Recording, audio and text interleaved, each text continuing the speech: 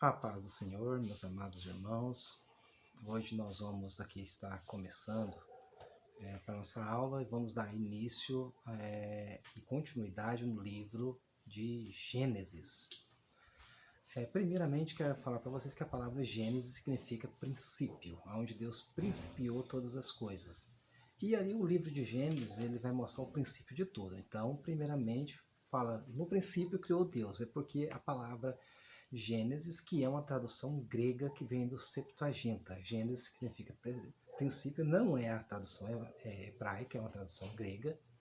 Esses livros do Pentateuco, todos eles têm um codinome grego: Gênesis, Êxodo, Levítico, Números e Deuteronômio. São expressões gregas que vieram de uma tradução chamada Septuaginta. Nós vamos olhar aqui sobre essa palavra Gênesis, então, e sobre o livro de Gênesis. A palavra Gênesis, que é essa palavra que na semântica significa princípio, né, onde deu início às coisas. E aqui vai mostrar o início de tudo. Primeiro mostra o início, né, o princípio da criação. No princípio, Deus criou. Não mostra o princípio, porque Deus não tem princípio. Não, enfim, então nada vai mostrar um princípio de Deus, pois Deus não tem princípio. O princípio depende de Deus e Deus não depende do princípio. A existência depende de Deus e Deus não depende da existência. Né? Então, Deus, tudo que a existência existe por causa de Deus.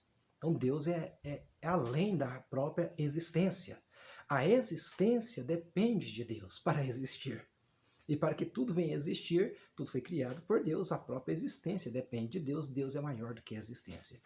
Deus, então, ele não tem um princípio, Deus não tem fim, ele é eterno. Então, quando nós falamos que Deus é eterno, nós estamos falando que Deus ele é eterno no sentido que ele não tem princípio e não tem fim.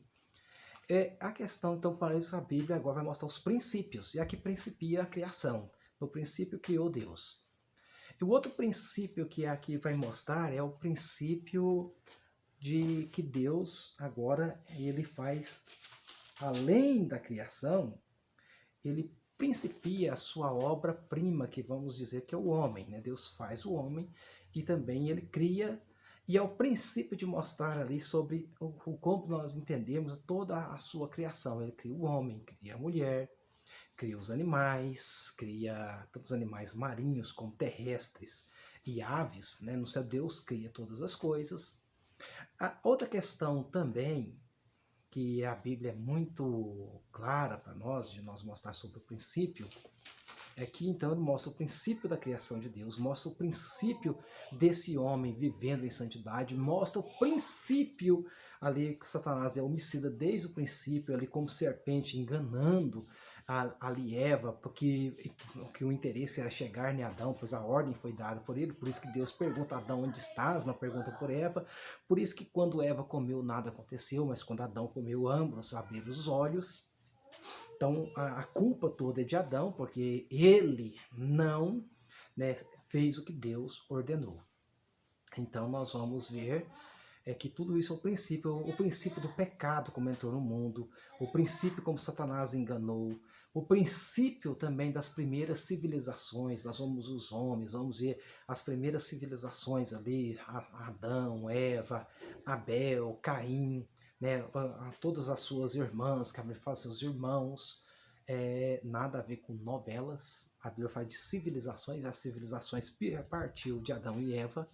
Né? A história ali ela se remete a Caim e a Abel, não quer dizer que não existia outros filhos, porque a história bíblica vai remeter ali, mostrando o princípio, né, do pecado no coração do homem, vai mostrar com o princípio dos assassinatos, do homicídio, desse ódio, o princípio dessas primeiras civilizações, o princípio também vai mostrar ali desse homem tentando desse gênero humano, né,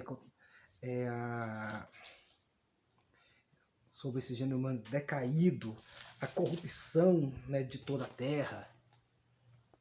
Nós vamos ver o princípio também do primeiro juízo de Deus, que foi através do dilúvio, o princípio da ordem, o princípio do chamado de Deus, o princípio do olhar, vamos dizer assim, como Deus olhou e viu o gênero humano totalmente corrompido, E o princípio do juízo de Deus, o primeiro juízo que Deus deu foi expulsar o homem do jardim do Éden, né? Adão e Eva. Esse foi o primeiro juízo.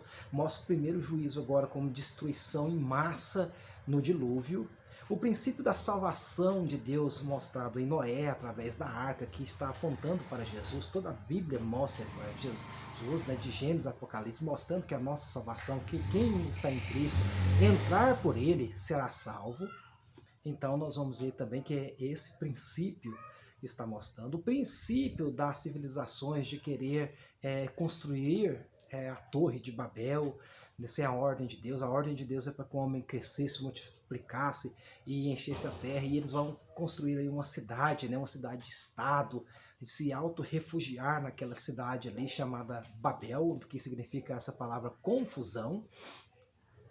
A primeira confusão é o homem dessa desobediência a Deus. O segundo, que Deus ele confunde os idiomas ali e os homens se dispersam. O princípio ali de Deus começa a chamar a Abraão, o primeiro homem chamado agora para dele sair a nação. Tudo então no livro de Gênesis é trabalhado, é mostrado por Moisés como princípio. O princípio da criação, o princípio da civilização, o princípio do homicídio, o princípio do pecado, o princípio da mortandade, o princípio do juízo de Deus, o princípio da salvação, o princípio do chamado de Deus. Para agora algo bem específico que chama Abrão. E Abrão era um homem idólatra, né? Vivia no meio da idolatria. Abrão não chamou a atenção de Deus, qual tenta mostrar aí a telenovelas. Ao contrário, Deus que se revela a Abrão.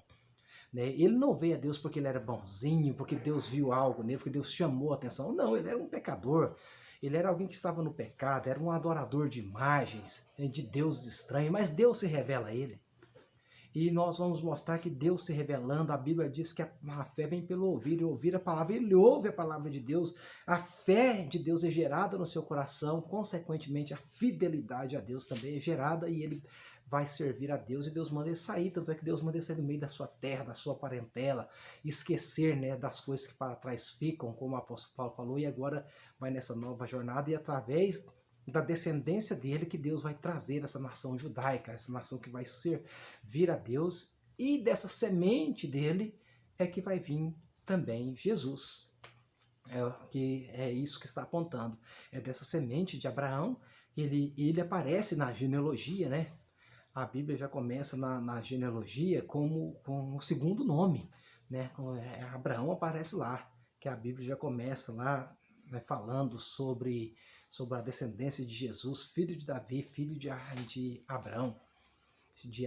Então Deus mostra o princípio quando Deus ele faz a promessa para Abraão que ele vai ter um filho, e essa promessa de Deus cumpre 25 anos depois. Ou nós vamos ver tudo isso mostrando os princípios. E nós vamos ver no decorrer desse livro, né, como Deus ele chama o homem, ele tira o homem do meio daquela perversidade, daquelas civilizações que eram totalmente imorais, idólatras, pessoas que viviam num extremo pecado, como nos dias de hoje mesmo. O gênero humano, desde quando no Éden ele pecou, ele continua corrupto e ofendendo a Deus nos seus pecados, nas suas decisões, e ali não era diferente, né? O pecado do homem sempre ofendeu a Deus de maneira grotesca, e no meio dessa civilização pecaminosa, Deus chama o homem, né, e Deus o restaura, Deus salva, Deus o santifica, e esse homem passa agora a servir a Deus com toda a integridade, que era o seu nome Abrão, e depois é mudado por Abraão, a sua esposa Sarai, o seu nome também é mudado por Sara, e que vem toda essa promessa de Deus, e deles sai, né, toda essa descendência, de Abraão sai Isaac, de Isaac sai Esaú e Jacó, de Jacó saem os 12 patriarcas, né, que nós vamos ver ali sobre essa nação judaica, de toda essa conjuntura que Deus mostra. E a história bíblica ela vai dar essa continuidade e vai mostrando sobre ali Isaac, como ele foi esse homem que temia Deus, que orou, que buscava Deus, e da sua descendência vai mostrar agora Jacó, como Deus se revela a Jacó, sendo um homem corrupto, alguém que enganou o próprio pai. É um princípio de como Deus chama o homem. Deus aparece ali lá no capítulo 28, Deus aparece nos sonhos ali para Jacó e ele vê aquela grande escada onde os anjos subiam e desciam sobre ela, e quando ele acorda ele fala, né, que não é outro lugar, né, eu vi uma grande escada onde os anjos subiram, esse aqui não é outro lugar a não ser a casa de Deus, e essa é a porta dos céus. E ele pega o óleo e unge aquela pedra do qual ele tinha deitado por cabeceira, por travesseiro ali, e fala, e esse nome será Betel, casa de Deus. E ali então começa, Deus faz promessas para ele, o chama, e através da sua descendência, Deus que vai dar descendência, né, do próprio Jesus. E nós vamos ver que Deus se revela de uma maneira gloriosa, mas ele ainda, com essa maneira toda corruptível, ainda continua ainda interpelando, buscando seus próprios interesses. 20 anos se passam, né? Agora ele quer voltar novamente para a sua terra, como foi o pedido quando ele estava fugindo do seu irmão Esaú, que Deus aparece nos sonhos através dessa escada, e essa escada ela aponta para Jesus, que é o único elo que liga a terra no céu, é aonde nós podemos subir e encontrar com Deus, é esse caminho. Então toda a Bíblia apontando para Jesus. Jesus é essa escada, onde nós podemos visualizar a Deus, podemos chegar até Deus, podemos falar com Deus, podemos ter esse contato com Deus.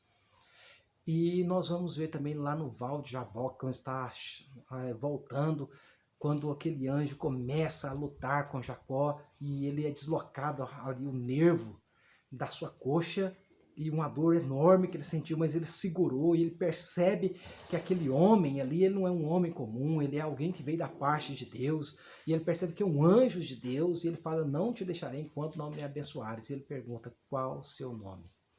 Nós estamos estudando sobre o livro de Gênesis, né? Para o velho pai dele, cego, que ele estava enganando, ele falou que era Esaú, para receber as bênçãos, lembram? Mas para Deus não tem como mentir. Aí ele fala, Jacó, e o anjo fala, enganador, né? Mas agora seu nome não vai ser mais Jacó, pois você lutou com Deus e com os homens e prevaleceu. Seu nome será Israel, que significa príncipe de Deus. E a partir daquele momento a sua coxa nunca mais colou e ele andou manco para o resto da sua vida. Isso mostra que todas as vezes que nós temos um encontro real com Deus, o nosso caminhar muda, o nosso andar muda. O Deus ali muda o caráter, muda o andar, muda a conduta de Jacó. Até então Jacó era um homem que pensava em si, nas suas riquezas, nas suas posses, nos seus bens, mas agora é um homem que tem o andar mudado. E da sua descendência vem também ali a principal tribo, né? A tribo da onde vai nascer Jesus, que é o quarto filho dele. E o quarto, mostrando que a visão de Deus também é diferente da visão humana, pois nós sabemos que quando ele chega em Padã Arã, ele se encanta por a sua prima, né, ali, que é Raquel, e ele se encanta por ela, e muita gente faz toda assim um louvor, um encantamento, como ele se encanta por Raquel, por causa da beleza de Raquel, e ele trabalha 7 anos, né, para ter ela como esposa, mas Labão, ele dá, na verdade, como primeira esposa, Lia. Depois de uma semana que Raquel, mas ele tem que trabalhar mais 7 anos agora para pagar, mas através de Lia ou Leia, dependendo da tradição, é que vem a principal tribo de Israel, não de Raquel, mostrando ali que o plano de Deus não muitas vezes são os nossos planos. É que nasce Judá, o quarto filho de Jacó, o quarto filho de Leia ou de Lia, né, que é nascido, que chama Judá, e Jesus vem exatamente dessa tribo. Jesus vem dessa descendência de Jacó, de Abraão, de Isaac, de Jacó, de Leia, né, e de Lia, é que Jesus vem, tanto é que Jesus é conhecido como leão da tribo de Judá, é a principal tribo. Vem também os outros filhos, vem José, onde que a Bíblia mostra grandiosidade sobre ali a fidelidade de José, a integridade dele, como seus irmãos tiveram inveja, tiveram planos de matá-los, né, que também apontando para Jesus como Salvador, como homem íntegro, justo, que viveu entre nós, mas que José não morreu, né, os seus irmãos, mas Jesus morreu. Jesus, ele foi sacrificado. Jesus, ele morreu exatamente pelos seus irmãos, pelos judeus, por nós, por mim, por você. Jesus, que não merecia, que sempre foi justo e é justo eternamente, morre no meu lugar, no seu lugar, para nos dar, para nos conduzir à salvação, para nos livrar da ira de Deus. Então, nós vamos ver que tudo isso é mostrado aqui no livro de Gênesis, e mostra também ali como passou, mostra que no meio das todas as circunstâncias, Deus estava com José. Outra coisa interessante, porque eu vejo muitos pregadores falando, sempre eles vão falar da bênção quando José está no trono como governador, né? Nossa, e passou por isso, Deus abençoou, Deus honrou José. Falam até assim, essa palavra, Deus honrou a fé de José, honrou a fidelidade. A Bíblia não nos mostra isso. A Bíblia fala que José, quando ele foi vendido, que ele estava na casa de Potifar como escravo, ela fala, e Deus abençoava José. Quando aconteceu todo aquele episódio com a esposa de Potifar, ele era levado para o cárcere. Lá no cárcere, a Bíblia fala, e Deus abençoava José. Do cárcere que ele vai para o trono, ele se torna governador. Deus não mudou, Deus abençoava José. Independente das circunstâncias, não é as circunstâncias que nos mostram que Deus nos abençoou. É a presença real de Deus, seja na pobreza, seja na riqueza, seja no cárcere, seja na liberdade, seja na vida ou seja na morte.